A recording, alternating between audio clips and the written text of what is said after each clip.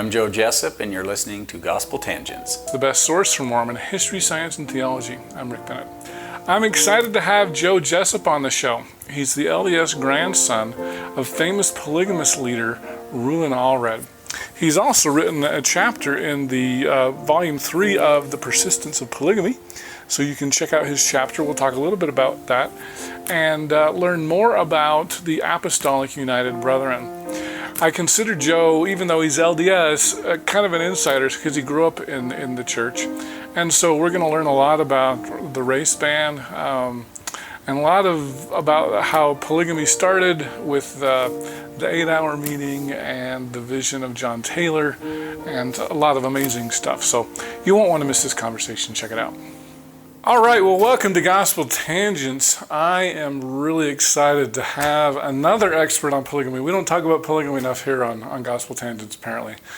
So anyway, we've got the grandson of a famous Allred. Can you tell us who you are and who your grandfather was? Yeah, absolutely. So my name is Joe Jessop. My full name is Joseph Lyman Jessop.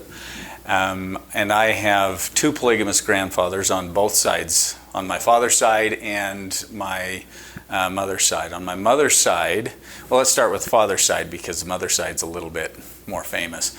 On the father's side is Joseph Lyman Jessop. And on my mother's side is Rulon Allred. So, and as some people know, or probably most people know, he was a polygamous leader of the AUB group, or quote-unquote the Allred group during the 1950s, 60s, and 70s, and then was shot and killed in 1977 in his office in, I think it was Murray, right off State Street. So that was my grandfather.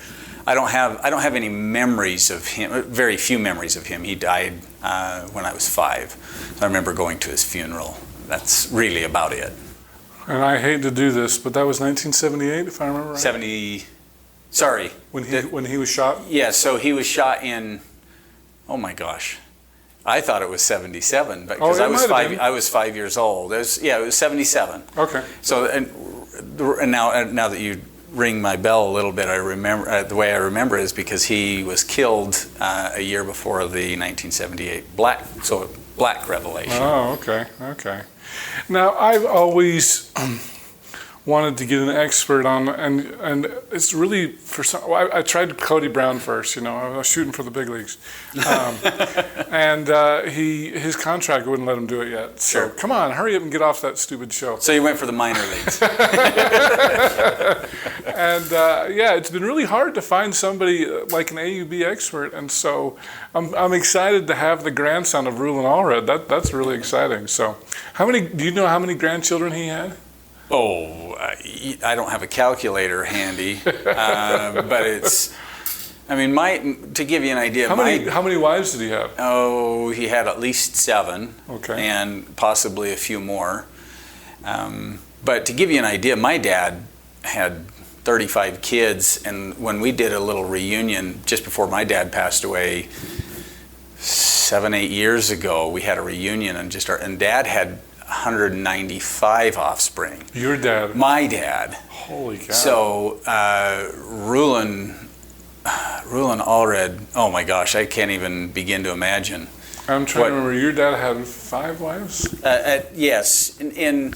Throughout the span of his life, yes, he had 5 wives, but never had more than 3 at one time. Because a couple of them died, I remember. Yeah, so. One died and one left. Okay. So, so I've always been curious about the structure. I've had Ann Wild on, and she talked about the Council of Friends. Do you guys have like apostles? Are you set up like the LDS Church, or? Sort of.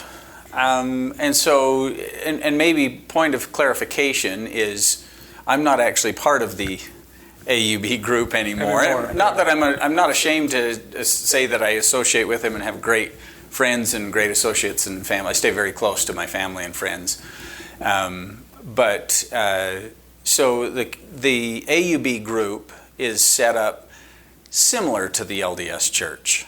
I always describe it as the AUB group kind of tried to stay underneath the eaves of the church's roof. They were never really wanted. They were kicked outside, but tried to kind of hug close to the eaves and stay out of the big storms. And so they set up in the 1920s under the direction of Lorin Woolley what was called the Council of Friends, Council of Seven Friends. And they believed that Lorin Woolley set up what were called high priest apostles, meaning kind of basically the highest ordination you can have, even more so than a general authority quorum of the 12 apostles. Aren't LDS apostles high priests? Well, yes, they are high priests. So there's kind of a unique distinction there, because in the AUB group they would be set up as what is called a high priest apostle, like that's the actual, which is higher than our apostles. Yeah. The LDS apostles. So yes, correct. So, but for just kind of regular day-to-day terminology, we would, when I was growing up, we really didn't refer to them as apostles. Nobody said, "Oh, that's Apostle Jessop or Apostle Allred" or anything like that. They were referred to as council members. Okay. And for the most part, that still holds true today. So did they just have 7 apostles then? Yes. Okay. And then that number has varied over the years. It's winnowed down to 1 or 2, and then ballooned to as many as 10 or 12 at times.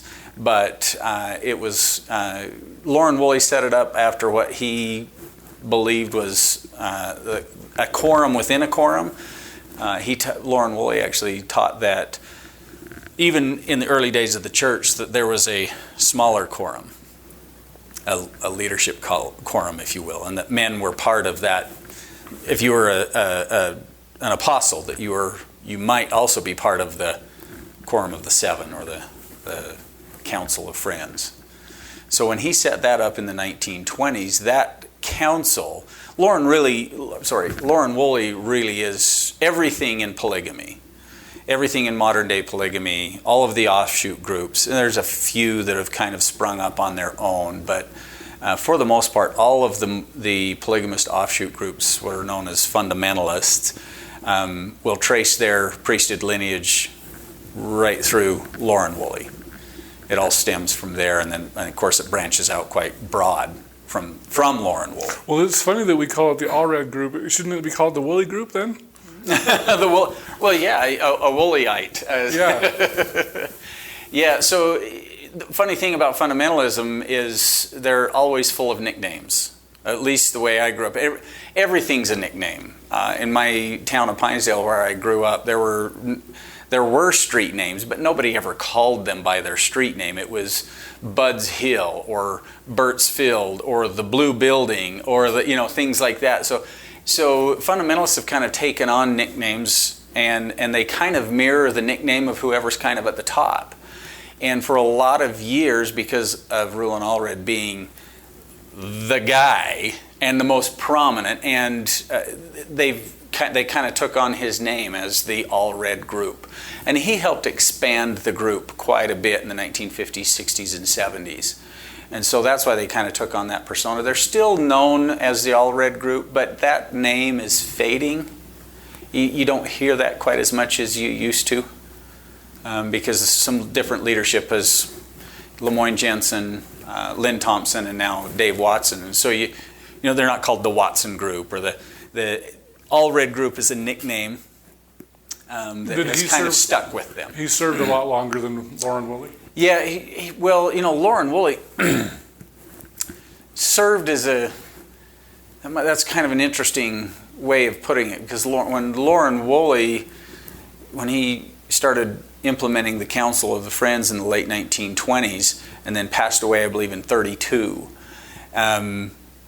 the Council of Friends then went through a series of leadership from John Y. Barlow to Joseph Musser, and then and Joseph Musser in the 1950s, and then they split. In 1951, what we recognize in our history, in the polygamist history, we call that the 51 split, and they split over different and varying views of leadership. Joseph Musser being at the top, and then the rest of the council below him kind of having different views on marriage, different views on doctrine, and he called Rulon Allred, this is in the early 50s, he called Rulon Allred to the council, and the council didn't support him. Didn't support Rulon? Didn't support Rulon being called to the council. For whatever reason, he was a little bit of a lightning rod. Some people felt that he was, as a doctor, that he had ingratiated himself into the goodwill of Joseph Musser, who was in his dying days, latter days, and they didn't support Joseph Musser's call for Rulon Allred. And so Joseph Musser essentially shrugged them off said, I'm bringing them on and said, I'm bringing him on anyway. And because he kind of didn't just bring him on, he brought him on as like his second elder. So he kind of did a little hop, skip, and a jump over everybody else. And so the council was supposed to be set up under the original tenets of that Council of Friends, was supposed to be set up much like what the LDS Church is, where you've got seniority based on ordination, and that would be the most senior member would become what they call the head of the council, the priesthood head. And that's the way it was supposed to happen. You wouldn't call him a prophet, though, or would you? Well, that's a good question. We could be here for days talking about that one, Rick, because depending on who you talk to, they would say, yeah, most definitely a prophet. Now others would say, no. I'm just the head. He's just the head of an organization, of a quorum. And it's the quorum, it's the council that leads, and he's just the head of that council for purposes yeah. There's a difference of opinion even among members then? Oh, yeah. Wow. Oh, yeah. This is one of the things, and I presented this at MHA in St. George years ago. One of the big misconceptions out there is that when you bump into a fundamentalist group of people that they're all the same. They're not. They're anything but, from the outside you say, okay, well, they're polygamists and they might believe in and adhere to a certain priesthood lineage, yet on the inside they're very much different and have different views on doctrine and philosophy and theology and all that kind of stuff. And so, so some people would most definitely call the head of the council a prophet or president, and some people would refer to them as that. According to my mom, her dad, Rulon Allred, was never comfortable with that and preferred that people wouldn't refer to him as that. But in the last 10 to 15, 20 years, Rick, that has changed. So they're much more comfortable and open about, this is our prophet. He's the one man on the earth that holds all of the priesthood keys. Let's jump back to this priesthood split then. You said there's 51 split. So how did that split go? So the AUB was one. So yeah, and FLDS is the other. So that's a really easy way to kind of view it, as how that's the way it ends up. At the time, it was not necessarily that simple. So what you kind of had a geographical and a theological split, because you had, in the 1920s and 30s, as polygamy was moving outside the church, yet still kind of in the church. One of the things that most people think that polygamy ended in 1890. Right. It didn't. Right. And it couldn't have. Quite frankly, how do you do that? Just boom, stop, and there's lots of polygamous families out there. Right. And so those people there had to be this era, 10, 15, 20 years, a generation or so, for that to kind of start to move away. And so as some of those polygamists, most of those early polygamists were just members of local wards. Yeah. So even after 1890, they could still live with their wives openly. Sure. And it's just don't take any more. Yeah, just don't take any more. And it was kind of on the hush-hush and the down low. Everybody knew, but for the most part, during, from 1890 to the 1920s, really probably the Grant administration is when the church kind of gets pretty serious about saying no more. Right. kind of, I don't want to say I don't want to misrepresent the word, because rooting out, it might be a little bit strong. But there were certainly members of the church, and even leading members of the church, that were active in saying, let's get rid of this barnacle on the side of the boat, maybe, you know. And so they did, and they started getting excommunicated in the 1920s and 30s. A few of them started getting excommunicated earlier than that. As we know, a couple of apostles were excommunicated in the early 1900s. Yeah, 1906, I believe. Mm-hmm. Yeah. Taylor and Cowley, and so there's some of that even in the higher ups of the church leadership. So as they started to move out, as polygamists started to move out, they started to coalesce underneath the leadership of Lorin Woolley, who claimed to have authority dating back to 1886. It was called in the fundamentalist movement, you'd call that the 86 Revelation. And so he brought together polygamists that kind of coalesced under him, set up a council, and people started coming together, started congregating, if you will, in the 1920s and 30s. Now, did he have a vision or anything to become the leader, or was it just more of a self-proclaimed thing? Or So now correct me, stop me if I'm telling things that are not, that maybe people don't know. Sometimes I say things that maybe assume that people know. Well, we've talked about polygamy a lot in here, and maybe we should make sure, for those who are new listeners, you have the 1890 Manifesto, mm-hmm. and then we have the 1904 Reed-Smoot hearings, mm-hmm. which leads to the second Manifesto, and then we find out that some apostles are still doing it. Mm-hmm. Wink, wink, nod, nod. And so we excommunicate John Taylor, the son of John Taylor. Mm-hmm. Mm-hmm. And maybe we should mention you mentioned the 1886 revelation. So there's an uncanonized revelation in 1886 by President John Taylor. There's a John Taylor and a John W. John W is the son, right? Do I have that right? Yes. So John Taylor, the dad, mm-hmm. has this 1886 revelation that basically says polygamy will never leave the earth, and I'm going to start a kind of an underground council just in case to keep it alive, so it will never die, right? And that is, so it's this, from a historical perspective, this is fascinating and cool. Right. It's really fun there's a lot of meat on the bone, let's call it. You can chew in a lot of different places. So 1890, as you mentioned, is the official manifesto. If you back up 4 years, fundamentalists get their start in 1886 underneath John Taylor. And so, from what I understand, I don't think anybody disputes, like the LDS don't recognize the revelation, but mm-hmm. nobody disputes that that's John Taylor's handwriting, right? Yeah, correct. Yeah. Yes, correct. So, but what most people don't know, and even historians in the church will talk about this, they'll talk about that, quote unquote, the 86 revelation where John Taylor says he's never, I'm not going to take this from the earth. Right. That's kind of, I don't want to call it official. It's kind of officially unofficial that's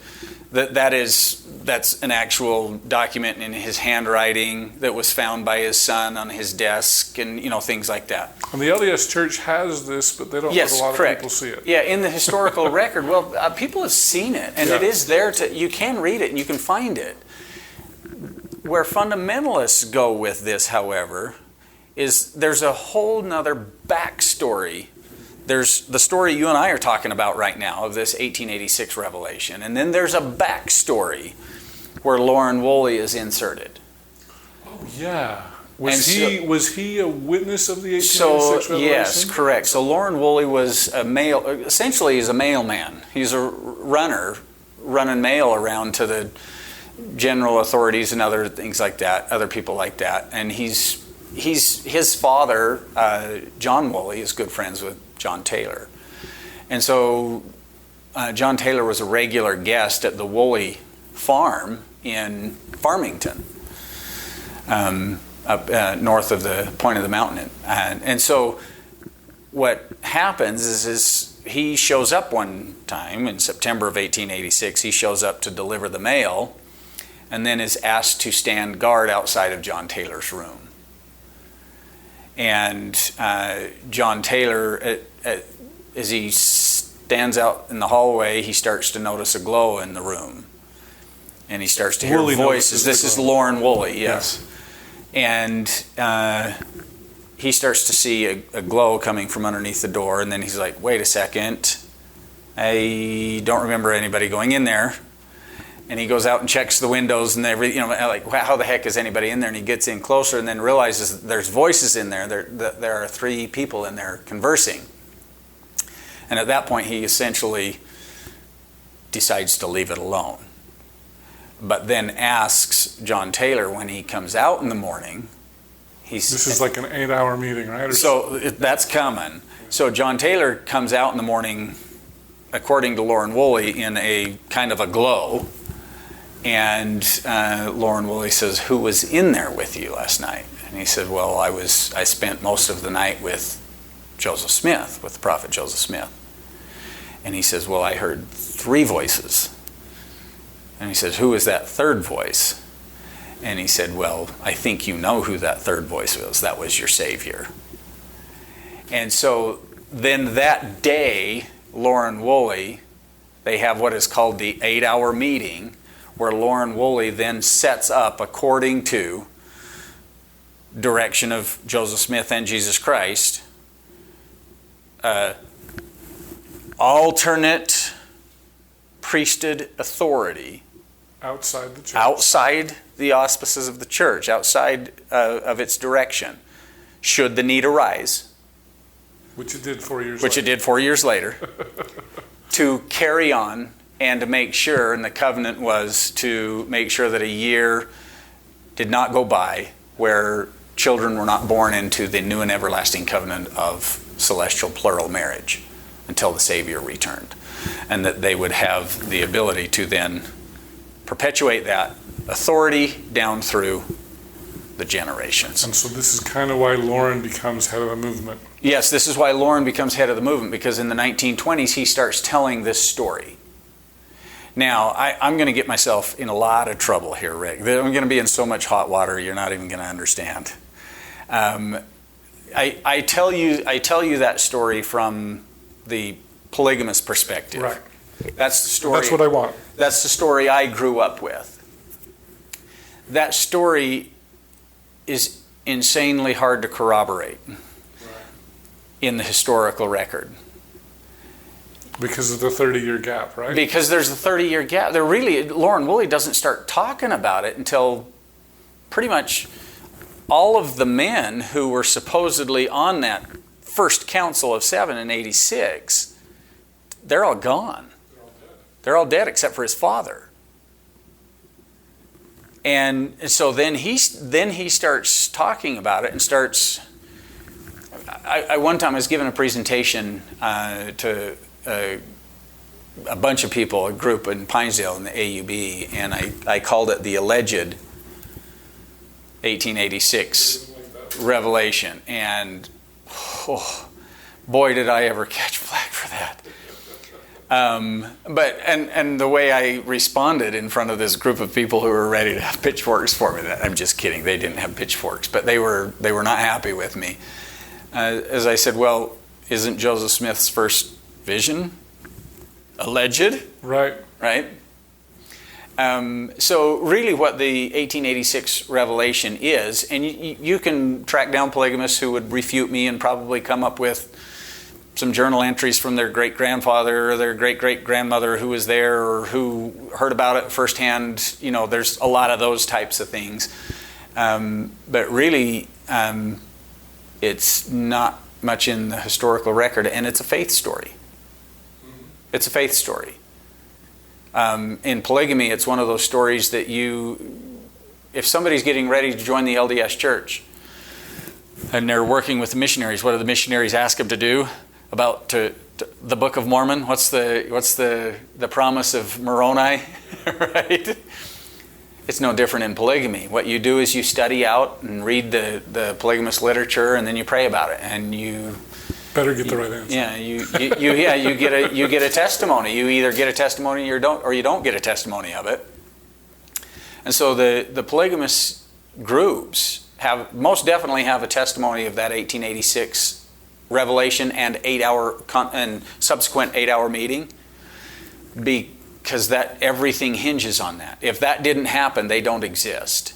If that didn't happen, they don't have any legitimacy whatsoever. So that has to have happened. The second vision, right? In a way, it really is. Yeah. To a polygamist, that absolutely is the second vision, because you don't live polygamy outside the auspices of priesthood authority. That's adultery. Right. So you better be pretty darn convicted on your faith testimony that Lorin Woolley is telling the truth.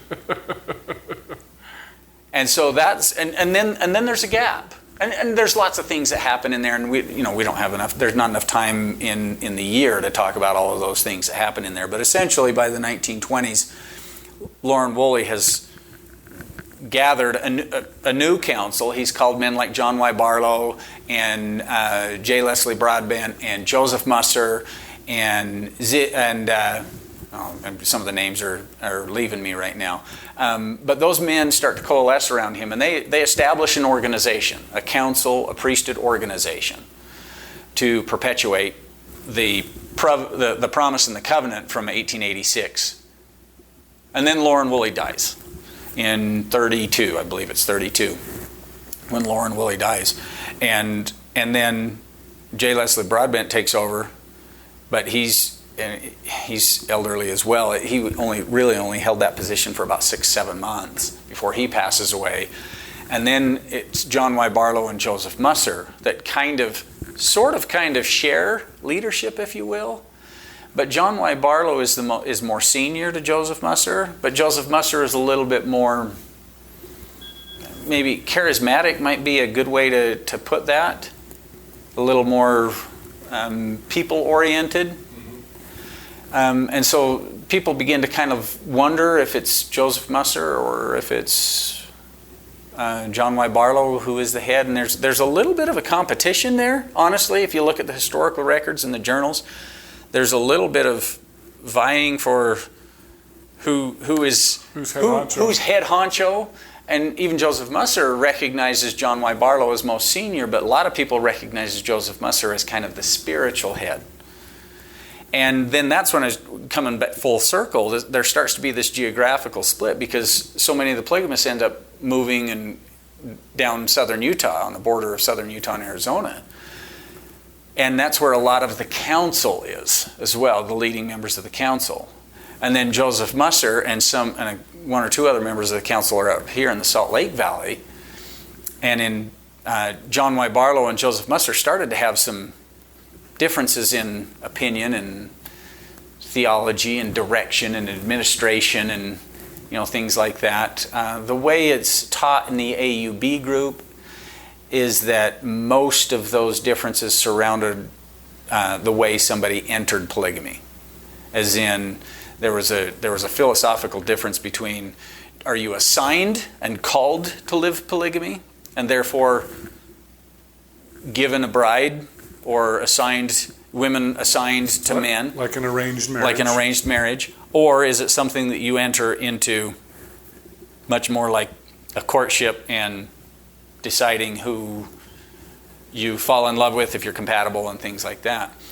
And the way it's taught in the AUB group is that's really where the split theologically starts to happen.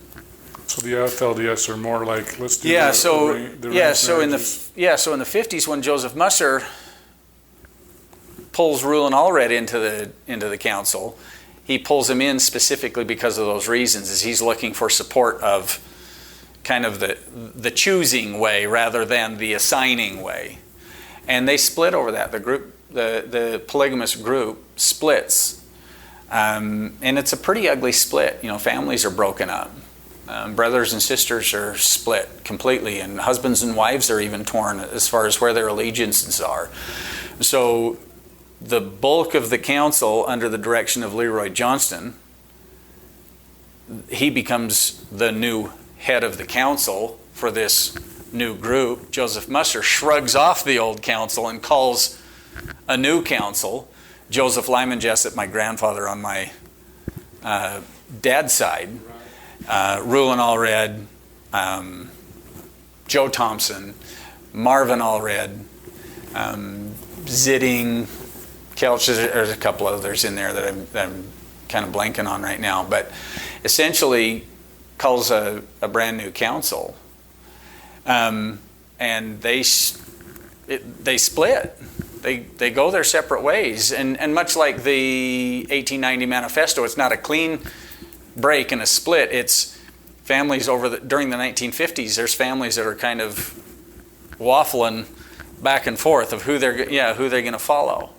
And it's split spiritually. It's also split geographically in some ways. It's not that all of them were in St. George, but there was a good-sized community down there in the Short Creek area.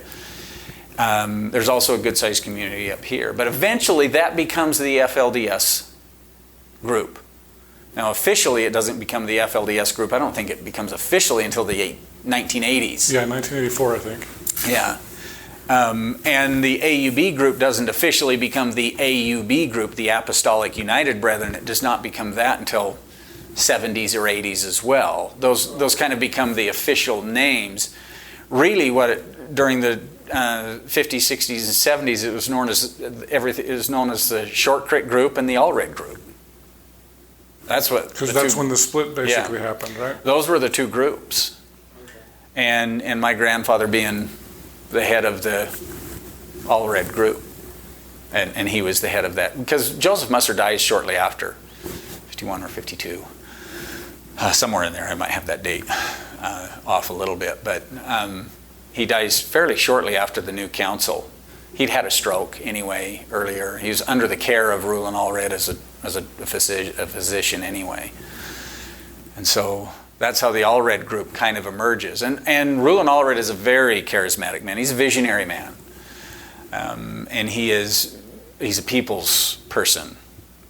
He's very personable. If he were to have walked in the room right here, oh my gosh, let's stand up and shake his hand and sit down and talk, and you'd talk hunting and fishing and gospel and politics and all of that kind of. He's very, very charismatic, and a lot of people flocked to him. Many people out of the church flocked to him, and left the church in the 60s and 70s to go join the Allred polygamist movement, because they felt like he was a prophet of God, living the fullness of the gospel. Okay, so there's been so let's go back with our timeline. So we've got the 1886 Revelation, the 1819 Manifesto. We don't do polygamy, wink, wink, but we'll still... Unless you're in Mexico or unless you're in Canada. Yeah. Well, I understand Mitt Romney... Or unless you go out on a ship and get married on a ship in international waters. That happened a couple of times. Oh, because Mitt Romney's ancestors go back to Mexico. Uh-huh. Would that be... I guess prior to 1950 or 51 or whatever, before the split... You guys were all just part of the kind of the fundamentalist group, right? Mm-hmm. You really didn't have a name. Yeah, It's kind of a shadow, kind of like the Danites, a shadow organization. Yes. Only you weren't violent. No, that is important. Yeah. They're very nonviolent. Right. So Mitt Romney would date back to this AUB FLDS time. His grandparents, right? His grandparents. Well, so not even the Romney faction. Mitt Romney's grandparents would date back to post Manifesto time. Yes, but to say that there was an AUB FLDS group in the early 1900s would be a complete misrepresentation. Anachronistic, we would say. Yeah, exactly. It doesn't exist. Okay. There are polygamists that have been called by members of the leading brethren to go to Mexico and live polygamy. My great-grandfather, Byron Harvey Allred, was actually one of those. He went to Mexico to live polygamy. Called by, I can't remember exactly who, but it was one of the leading brethren. As men and women and families were called out of the United States to go and continue living outside of the, either in Canada or in Mexico.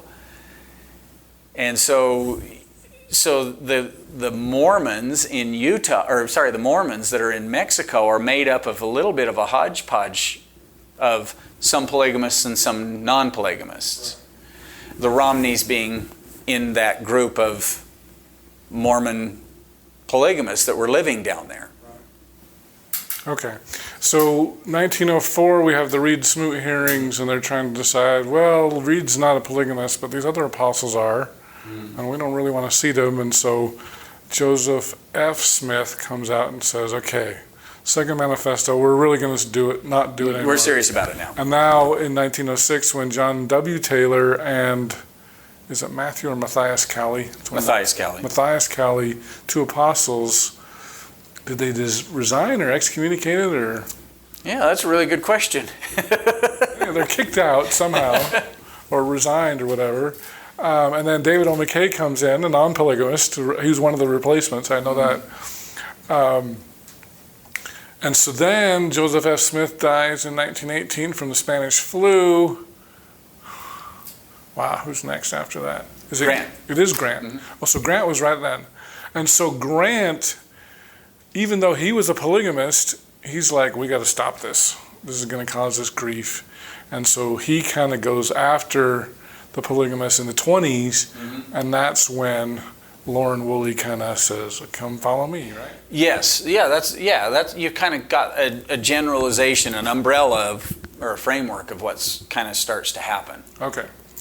And so in the 1920s, they start to coalesce a little bit. They start to come out of the church because somebody's saying, hey, Brother Jessop or Brother Allred is still living polygamy, or Brother Thompson or Brother Musser or whoever it is, their family's still living polygamy and they're still coming to the ward, and the church is kind of trying to get rid of them. It's been 40 years. Yes, and they're trying to, for political reasons too, like, hey, they're trying to show the U.S. government, no, seriously, we're not doing this anymore. We really aren't. In fact, we're not just not condoning it, we're actually excommunicating them. Right, and so that's 1933, the third manifesto, I believe. Well, yeah, it really is. Yeah, there's, how many manifestos are there? I'm not sure exactly. Three is my number, so.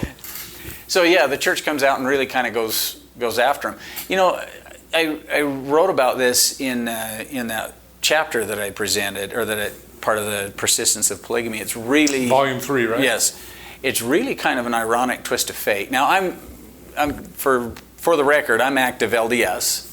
I left the AUB group when I was 19 years old and joined the LDS church, and I'm active and I really enjoy where I'm at. But I also keep my eyes wide open, and I study and I read and all that kind of stuff. One of the things that I find it's very ironic that what the church did to the polygamists in the 1930s and 40s and 50s even, because they had just come out of the late 1880s of the anti-bigamy acts and the Supreme Court rulings and all that kind of stuff, where they were getting chased down. And John Taylor was on the run. Right. I mean, John Taylor on the run. Right? That's exactly right. He served his tenure as president and prophet of the church for the most part on the run. I want to say he died in Kaysville. Does that sound right to you? It sounds right. I think here's the interesting thing. I don't really have any polygamous ancestry, but I have some cousins, and anyway, one of John Taylor's last wife, I want to say her name was Josephine Ruchet. I might have that wrong, but they're from Kaysville. Okay. And I have a friend that was like, that's where John Taylor was hiding, in that house right there. And I don't know if he died in that house, but I think it was in Kaysville or Centerville or somewhere around there. Yeah. So yeah, I think I said Farmington, but they're all close to each other. Yeah, they're all somewhere right in there. Yeah. Yeah. So it's a really interesting thing, a little flip-flop, if you will, of the church being persecuted, and then becoming the persecutor. And we can have arguments all day long about whether they should be excommunicated or not, and if that's church policy, maybe they should be excommunicated. That's fine. But I find that kind of ironic that the persecuted then flips the tables, and during the for a 20, 30 year period of time, they really went after and worked with FBI and local law enforcement to really root them out. So a lot of people say because of Grant, Heber J. Grant, I almost said George Albert Smith, Heber J. Grant's such vocal opposition, that's what created fundamentalism. Would you agree with that? Or it was bound to happen and somebody had to do it? It was bound to happen, and it was happening before Grant. Okay. But President Grant didn't help it. He certainly drove it underground. And it was going to happen anyway. But one of the things that fundamentalists need is they need, this will come, maybe I might not be too articulate in saying this, but they need opposition. A snowball needs to be packed. Okay.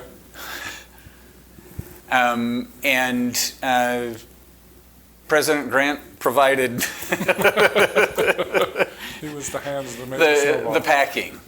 It helped for sure, because they had somebody. President Grant is not he's not talked about in kind terms among polygamists in polygamist circles. He's just not. So that's kind of a rough period for sure. In 1945, the polygamist homes are raided by state police. My dad remembers it. I talk about that in my chapter. My dad remembers waking up to police officers rummaging through drawers and pulling books out of bookcases and carting his dad off in his pajamas.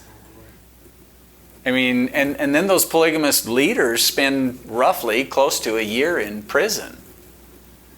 And before they sign their own manifesto to say, well, all but two, sign it and say, we'll stop living polygamy. We will no longer do this if you'll let us out of jail. And of course, then they got let out of jail and immediately went back to living polygamy.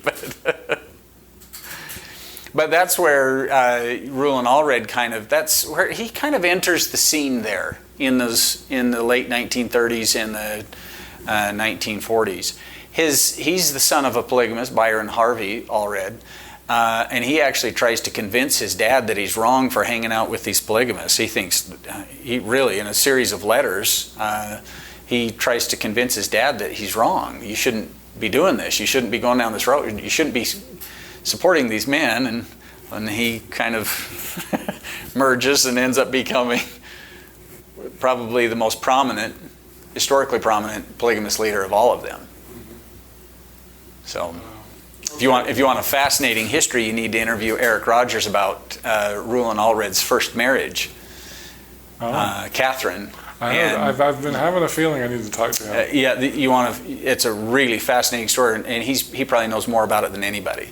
He's dug in and around those journals and letters more than anybody. It's a really fascinating story. Well, cool. So, do you know how the Lebaron group came about this? Because they're important in this story too. Here's what's funny, Rick. Sort of a side story. Several years ago, and I don't remember when, I was asked by the local stake president up there in Montana, because they were starting to see a little bit of an influx of polygamous people who were looking to join the LDS Church. When I joined the LDS Church in the early 90s, I don't want to say I was a trailblazer, because I'm not. I'm not trying to set myself up in that way at all. But I was relatively new and alone in joining the LDS Church from the Allred group. But then there started to be a slow trickle in the late 90s and early 2000s. Here and there a person would join the church again and leave the group. And so the local wards up there in Montana were kind of dealing with that. So they actually called me and Eric Rogers and asked if we'd come do a presentation to the bishops to talk about some of this history so they could learn to, they wanted to understand the terminology and the language of, why is this happening and how is this happening? That kind of spun off, and for seriously probably 10, maybe even 15 years, I started giving presentations about once every 2 to 3 months to missionaries, because the missionaries were working so much with the fundamentalists and the polygamist community members that they were their heads were spinning. I'm sure. Right? I mean, poor kids. I mean, this will make anybody's head spin, right? Did I tell you where my son's serving a mission? Where? Montana. Oh, serious? Are you serious? Chances are we'll get him. We'll have him for dinner if he's ever in the Hamilton area. All right. How long has he been out? About a year, yeah. Okay. Yeah. Where's he at right now? I want to say Shelby. Okay. He's over on the other side of the state, yeah, way up north. But anyway, we use my kitchen window as a whiteboard, and I start putting all of these names up there, and then Musser and Allred. And I'm doing it. By the time it's it's a jumbled ball of yarn, and in that ball of yarn, and this is why I do that side story. And that ball of yarn is Lebaron. Right. Right. The Lebarons are a fascinating story. Yeah. They're absolutely fascinatingly crazy, and they come out of the Benjamin F. Johnson line. And believe that they are direct descendants of Joseph Smith. Okay. Benjamin Johnson was an adopted son of Joseph Smith. And so they came out of that line, and they believed that that's who they were, so that the priesthood rested with them. And during this 1920-ish, 30, this kind of nebulous time, they're also in Mexico. Okay. And they're setting up their own little group or following, Church of the Firstborn. And Joel Lebaron and Ervil Lebaron are associates of Rulon Allred and Joseph Musser and some of these early polygamists. They're friends with them, very much so. Rulon Allred actually is, Joel Lebaron actually asks Rulon Allred to serve with him in the leadership of their new little group, which Rulon Allred does for a short time. And then, there weren't really a lot of boundaries then, or was he on two different councils at the same time? Yeah, kind of. Really? But this is before he was ever part of the council in the Musserite group. But he had those associations, and he didn't leave on necessarily good terms, the Lebarons, because he could see that they were kind of crazy. Yeah. I don't want to jump the story, but they killed him, right? Well, yeah, exactly, and that's exactly what happened. And so that's kind of probably part of the reason why, because they had a vendetta against him. Yeah, because they did. They had a vendetta against him. Ervil Lebaron, when he finally becomes head of his little group by killing his own brother, by having a kill list. Wow. Yeah, I mean, he had Spencer W. Kimball. Spencer W. Kimball was on his kill list, and I don't. This is honestly, I can't track down this as historical fact, but the way that it's talked about in the fundamentalist circles is that Rulon Allred and Spencer W. Kimball were childhood friends. Oh. That they knew each other. I don't know how much truth there is to that, but there is a little bit of a back rumor, conspiracy theory, that there was a chance that Spencer W. Kimball might actually show up to Rulon Allred's funeral, and that was when they were going to try to go after Spencer W. Kimball. That the Lebarons were going to try to get him too. Didn't they go after Gerald Peterson too? Yeah, they had a whole hit list, yeah. And in fact, he's the leader of another group. Yeah, and so Peterson. Peterson was the leader, Dr. Peterson. They had a whole hit list of people that they went after. And basically, anybody that looked at them sideways ended up on the list. I think the last time I read it, somewhere around 2010, there was a killing down in Mexico that they attributed to the Lebaron hit list. I mean, that drug with a bullet-riddled car? I don't know. No. I don't know if that was case? it or not. But anyway, it's they, for lack of a better term, the LeBarons have been hard to kill off. I mean, they haven't. I mean, it's still that hit list is just kind of with the LeBarons hanging out there. Here I am making jokes on camera, and I'm probably going to have some sort of fatwa. Huh. Wow. Okay. So this time when he served with Ervil, was it Ervil that asked him, or was it his brother Joel? Joel and Ervil were kind of co-conspirators, co-heads of their own little priesthood group. Okay. But he wasn't. Rulon Allred wasn't in Mexico for very long. Okay. And I'm trying to think of when he was there and associated. I honestly I'd need to probably go back and actually look at that to get my time frame exactly right. There may be somebody out there who ends up watching this and is going to say, he's got his time frame a little bit off on that. But the end result is that it's Ervil LeBaron's wife, Rena Shinoth, that ends up pulling the trigger on Rulon Allred in his doctor's office in Murray.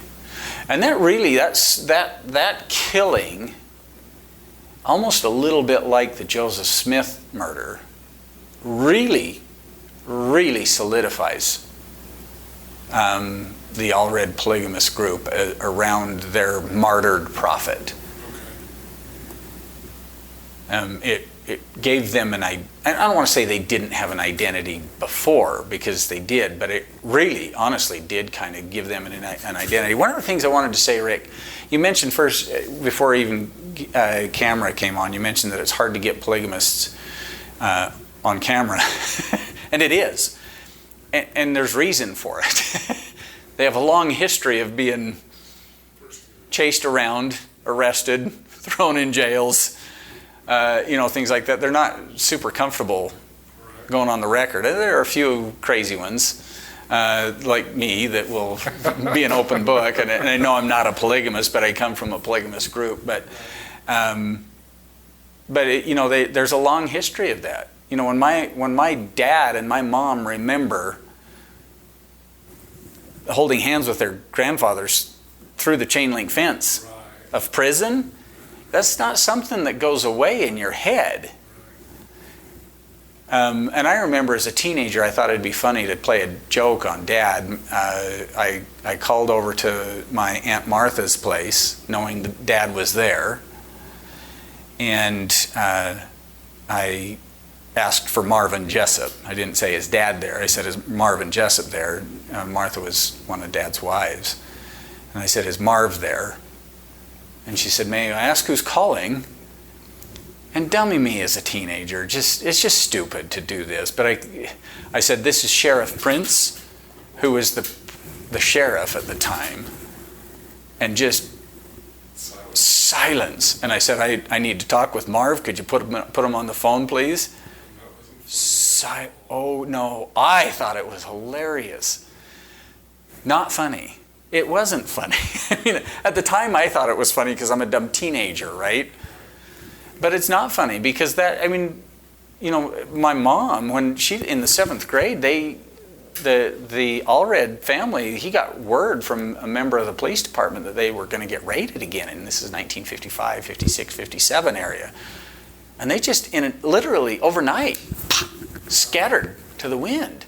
And my mom remembers when a car would come down, if a car ever turned down their driveway, they lived in Polson, Montana, if a car ever turned down their driveway, they were just scared to death. They didn't know if it was friend or foe.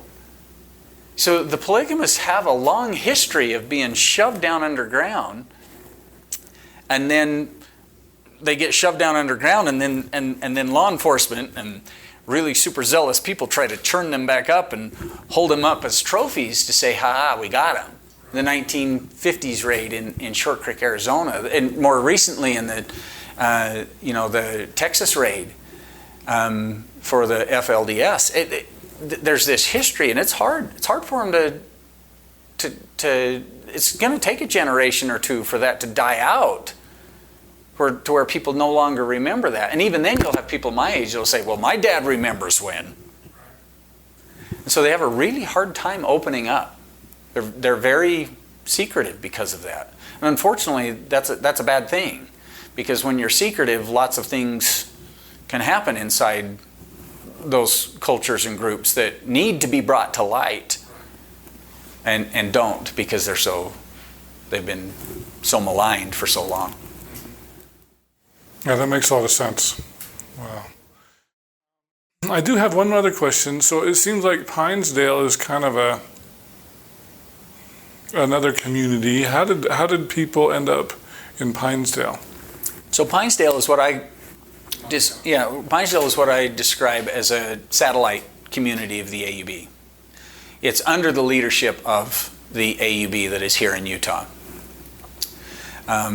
But they are a satellite community. So what happened is when my grandfather, when Rulon Allred in the 1950s, when he sent his families to the four corners,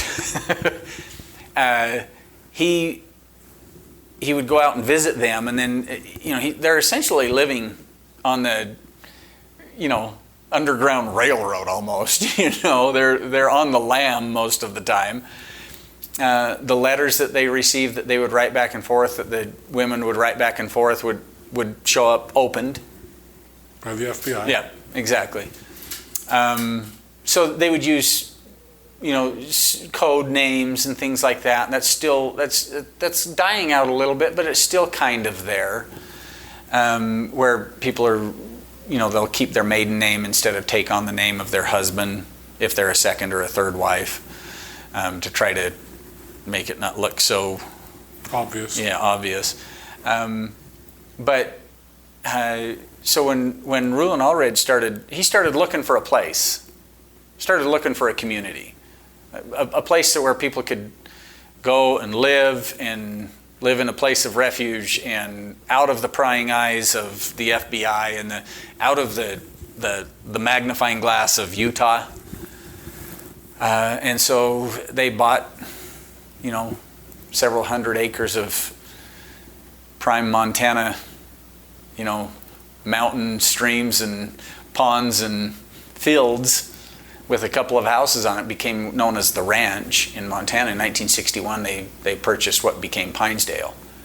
And then here and there, families would move up, build a house, and it was a community. It was a united order. And it was set up as that, as a united order, as a place to live where everybody had everything in common. You pooled your resources. There was a granary. There was a butcher shop. There was, it was a great place to grow up. My gosh, what an incredible place to grow up. The sense of community and sense of place was really unique. I loved it growing up. But that's how Pinesdale came about. And over the years, different members of the AUB or the Allred group a family here or there would move up, and the community gradually started to grow. And then in 1980, I want to say 81, but I can't remember exact year, they incorporated as an official town. Oh, okay. Very cool. So are there any other groups there? Well, now there are. Oh, really?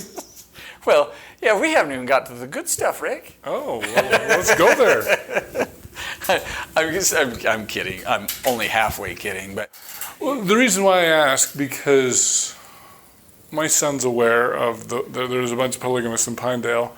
I think he said they were FLDS, but most people think, when people think of polygamists, they think of FLDS. Right. They honestly do. It's because the FLDS have been in the news so much because of the Warren Jeff issues and things like that.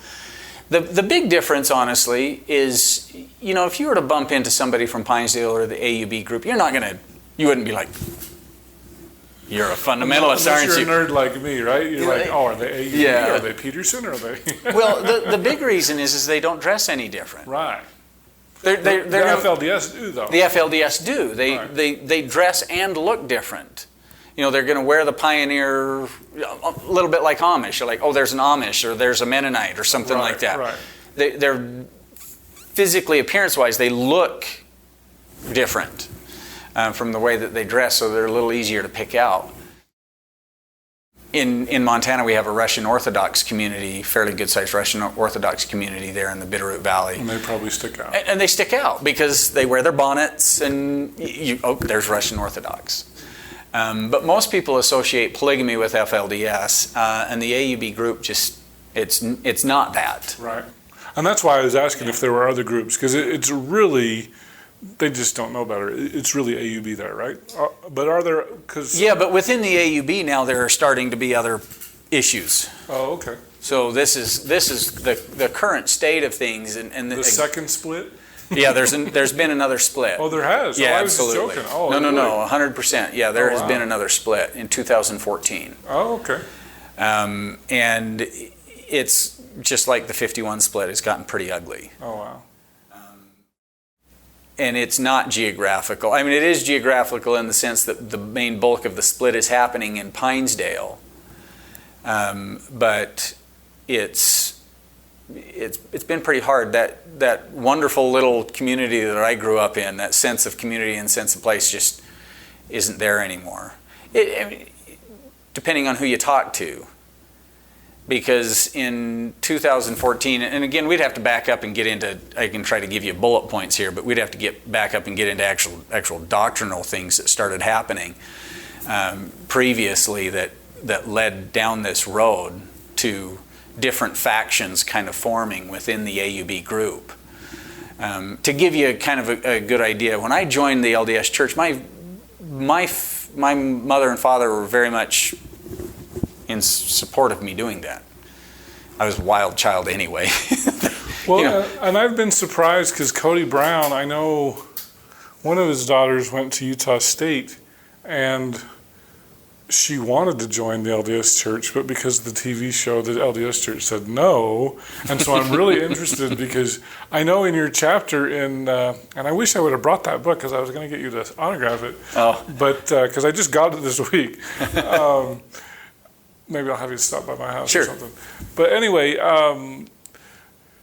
they wouldn't let her join, but they let you join, and you had to meet with President Elder Faust, Yeah. yes. Was he in the first presidency at the time? Not at the time, no. Oh, he was just an apostle. Yeah. Okay. And it was fascinating to hear your account of that. And do you have any insight into why? I wish I could remember what her name was up at Utah State. Kody Brown's daughter, why they wouldn't let her versus they let you? Well, I'm not sure that I have insight, but I know that it's been a bit of a struggle because when I first joined the LDS Church, it wasn't easy for me to join. Right. In fact, I felt like I wanted to join the church. I don't want to go into that whole story, but because there's a whole backstory there. Go read the book, right? Yeah, exactly. You got to read the book. But I was not welcomed, in fact. A local bishop actually told me to leave, didn't want me there. Oh, really? Yeah. So there's a visitors welcome, it says on our church. It's not true.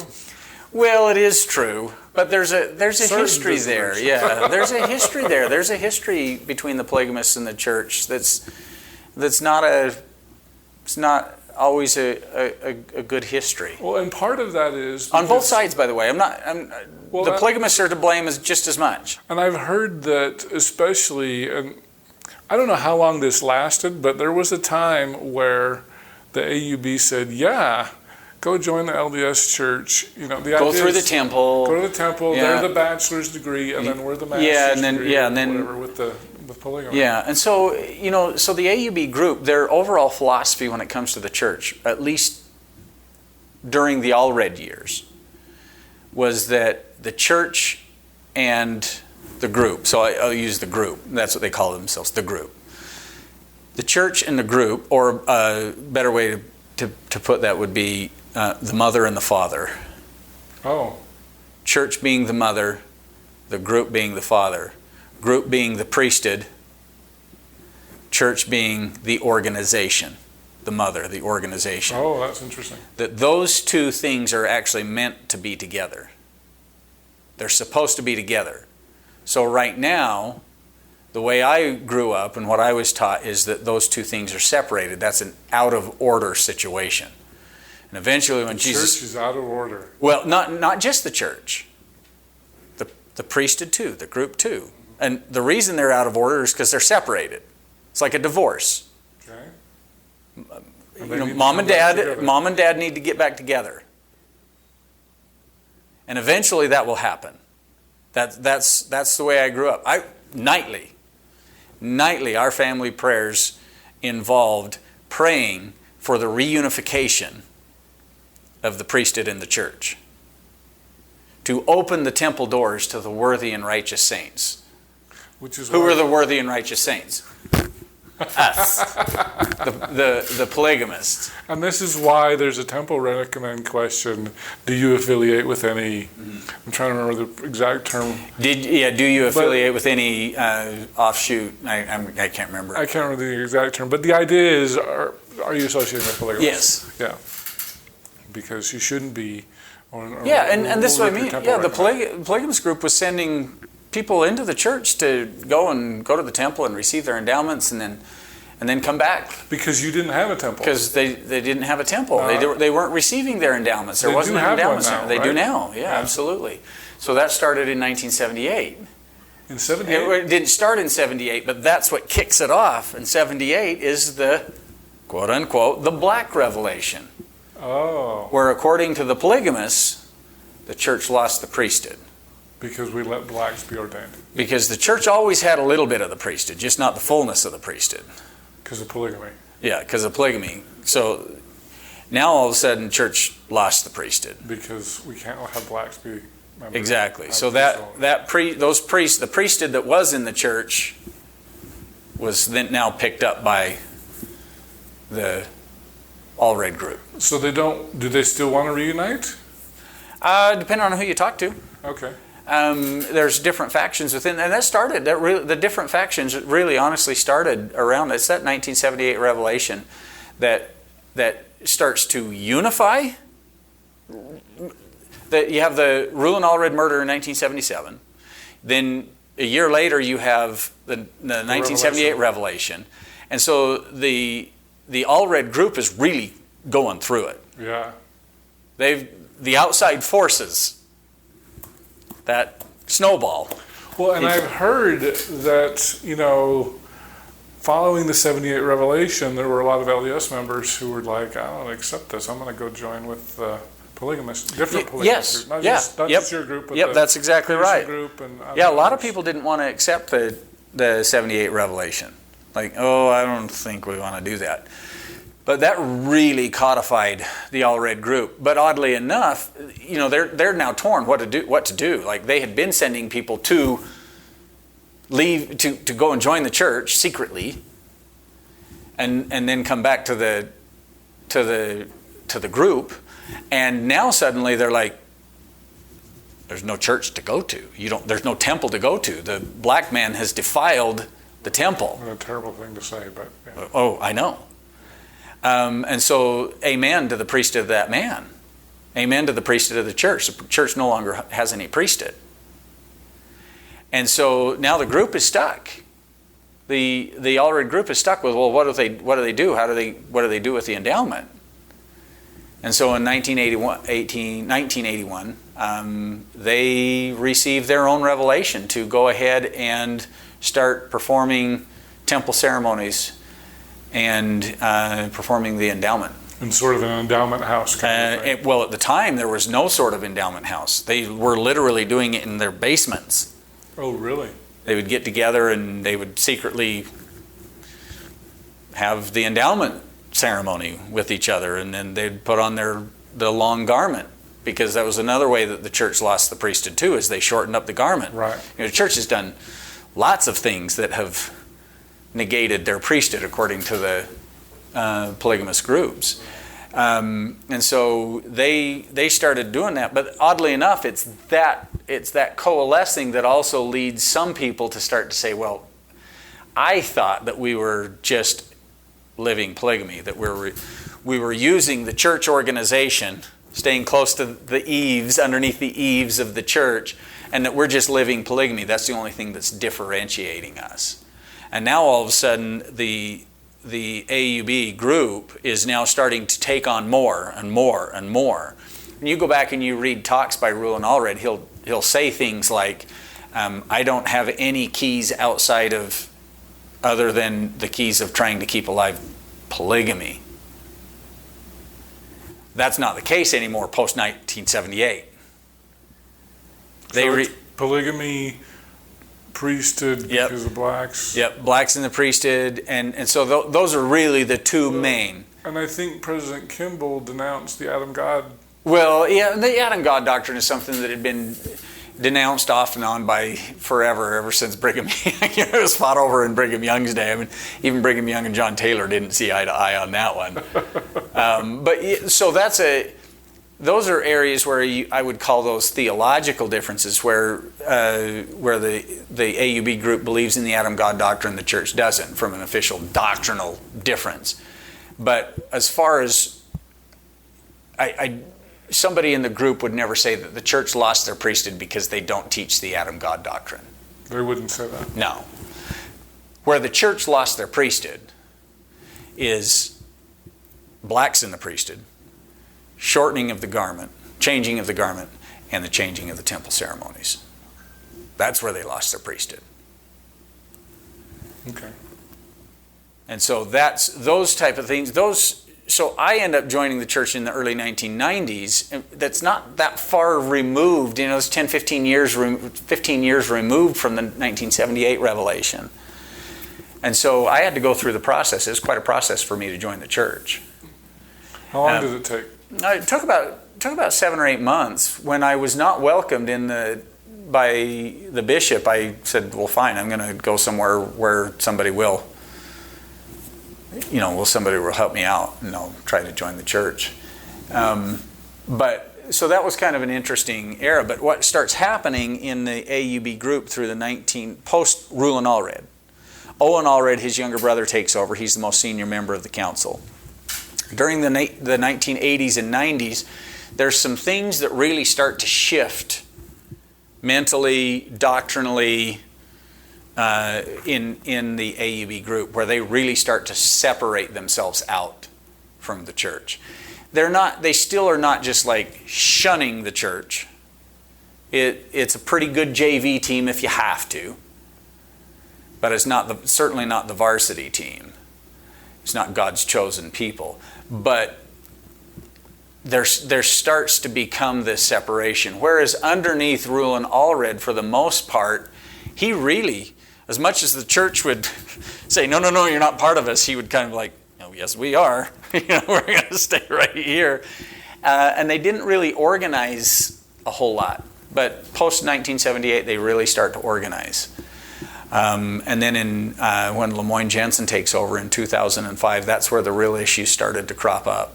And it wasn't because of Lemoyne Jensen that he was some sort of bad person necessarily, but what had happened is you grow up in the polygamist group, and you're taught the seniority just like you are in the church, right? Everybody knows that the next prophet of the church, if he's alive when President Nelson dies, is going to be Dallin H. Oaks. Right. Everybody knows that because they know that he's the most senior member.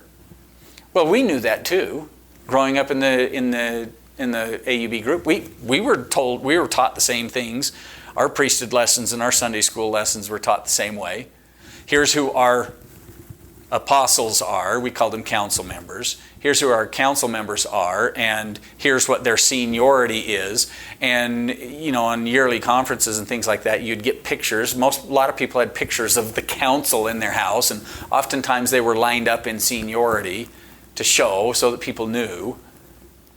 And then all of a sudden, in 2005, or prior to 2005, before Owen Allred dies, he decides to appoint his successor. Owen did. And he decides to jump over the top of 3 different people to appoint his successor. And he appoints Lemoyne Jensen. Now, it wasn't Lemoyne Jensen was a bad guy, but this is when I started to get involved from a historical perspective. My dad and I had a really close relationship. My dad was on the priesthood council and happened to be one of... So he was an apostle then? Yeah, he was one of those council members. So you're the son of an apostle? I'm a son of an apostle as well. Okay. My wife, you'll get a kick out of this. My wife, her dad was CIA. Oh. So we like to joke that the daughter of a spy and the son of a polygamous leader somehow ended up getting married. anyway, my father was one of those members of the council who was more senior to the person who got appointed. So by this time, I'm not even part of the group. I'm like, I have no bone in this. Right. I literally don't. But other than I'm a historical nerd, and I love to read and I love to research and I love particular religious history. And by now I'm a history teacher anyway. And I'm starting to poke around the edges and not even just the edges, but I'm starting to do deep dives into all of this stuff. And I went to my dad and I said, you guys got a problem. And I remember my dad saying, oh, you don't know. And I said, Dad, you guys, you jumped your own ship. Organizationally, you jumped your own ship. And Dad was one of those guys, he was glad that he wasn't one. And so were we, by the way. We're like, oh, please don't let Dad be the guy. But I saw problems, and I started talking to my dad about them. I was like, you guys are going to have a problem. Because of the skipping of seniority? Because of the skipping. I said, what you've done essentially is you've now opened it up. It's now going to be up to politics and politicking. So you created a succession crisis. Yeah, that's exactly right. But my dad, by the time Rulon Allred died and Lemoyne Jensen took over, two of the three people who had been skipped over the top of died. Oh. So the Lord took care of them. Right? But my dad was still in the way. But my dad's a good foot soldier, too. He really honestly was. And so he wasn't necessarily fine with it because he found out backhanded. They did it secretly. He didn't even know. Huh. He didn't even know. He found out secondhand that this had happened. He was not happy with it, but he swallowed his pride and said, okay. And I was like, I said, Dad, what are you doing? I'm not telling you have to go try to vie for the head of the priesthood, but this is a problem. You're creating a problem that's going, I don't know when it's going to manifest itself, but it's going to manifest itself because you now have instituted a leadership crisis. Because what happens next? And who's next? You don't know. And at the time, my dad didn't think it was that big a deal. But it manifested itself in 2014 when Lemoyne Jensen then once again jumped over the top of Marvin Jessop and appointed somebody who was down the line. And then it just went. And is that what happened in Pinesdale? That's where the split is? Yep, that's where the split really happened. And it wasn't so much that the people in Pinesdale wanted Marv Jessop to be the next head of the priesthood. That wasn't it at all. What they were like, hey, what's going on? This is like, and so a new doctrine was born, honestly. A new doctrine was born. Rulon Allred instituted the birth of a new doctrine of you know, it's up to the head of the priesthood to appoint his successor if he so chooses.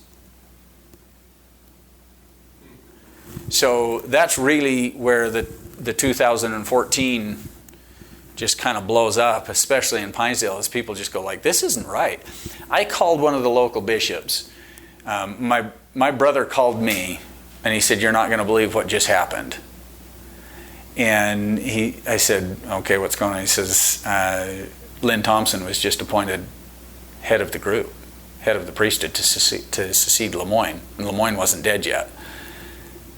And I was like, hang on a second. I said, that's kind of weird. And he's down the line, has skipped over the top of Marv Jessop again. And the next phone call I made, Rick, this is true story. This is a 100% true story. The next phone call I made after I got off the phone with my brother was to the local bishop. And I said, Bishop, this is the bishop of the ward that encompasses Pinesdale. And they had already, remember I told you, that they had already been dealing with little ones and twosies. Yeah.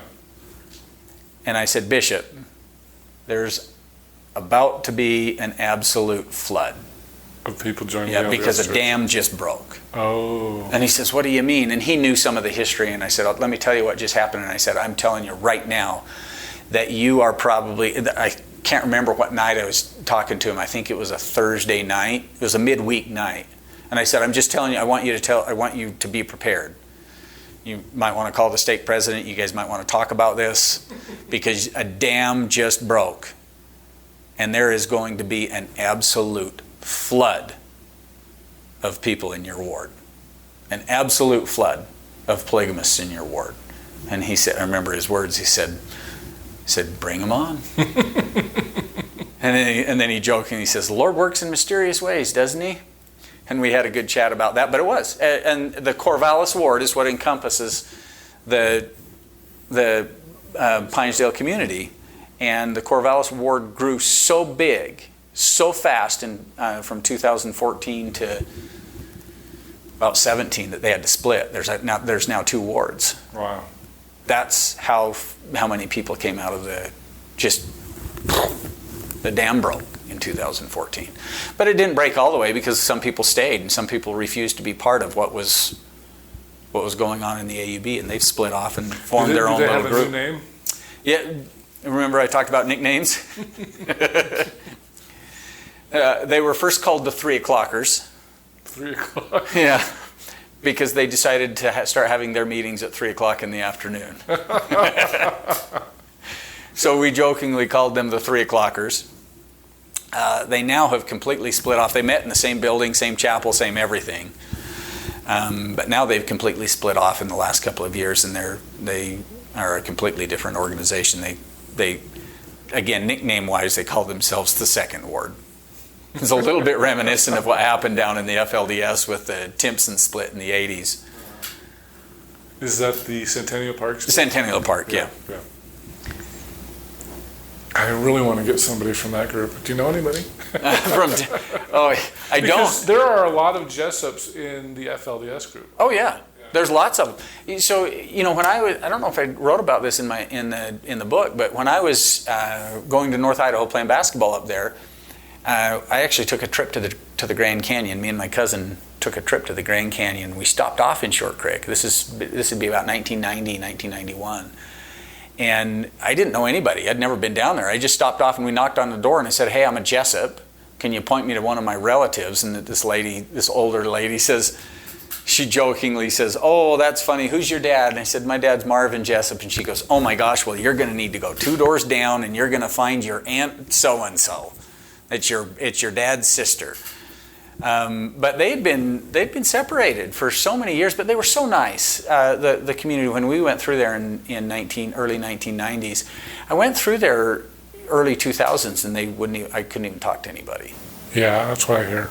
Yeah, that's why I was surprised to hear. Yeah, and my dad, when his sisters died, wasn't even allowed to go to the funeral. Oh, that's terrible.